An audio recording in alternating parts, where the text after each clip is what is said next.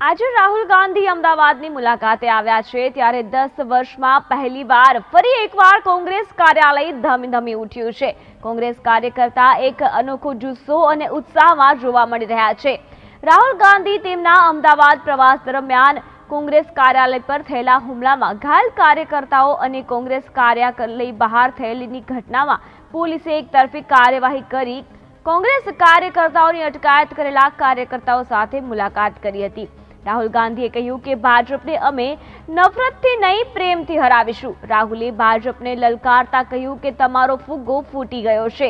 અમે 2017માં પણ દમખમથી ચૂંટણી લડ્યા હતા અને આગળ પણ લડીશું। પ્રિયંકા ગાંધી અને કોંગ્રેસના તમામ દિગ્ગજ કોંગ્રેસના દરેક કાર્યકરની સાથે છે।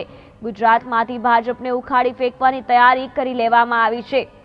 રાહુલ ગાંધીએ ગુજરાતમાં કોંગ્રેસના કાર્યાલય પર હુમલા વિશે કહ્યું કે જે રીતે એ લોકોએ અમારી ઓફિસ તોડી છે અમે પણ હવે તેમની સરકાર તોડીશું। ગુજરાતમાં એ લોકોને હરાવીને જ જંપીશું। રાહુલે કહ્યું કે દેશમાં આઝાદીની લડાઈની શરૂઆત ગુજરાતથી જ થઈ હતી। રાહુલ ગાંધીએ કહ્યું કે અમદાવાદના પારડી ખાતે કોંગ્રેસના કાર્યાલય સભાને સંબોધતા કોંગ્રેસી કાર્યકરો જુસ્સો વધાર્યો હતો।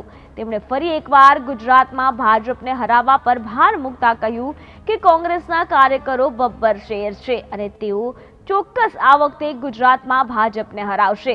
રાહુલ ગાંધીએ રામ મંદિર મુદ્દે પણ કહ્યું કે રામ મંદિરના ઉદ્ઘાટન સમયે પણ કોઈ ગરીબ દેખાયું ન હતું, ફક્ત ધનિકો અને સેલિબ્રિટીઓની લાંબી લાઈનો દેખાઈ રહી હતી।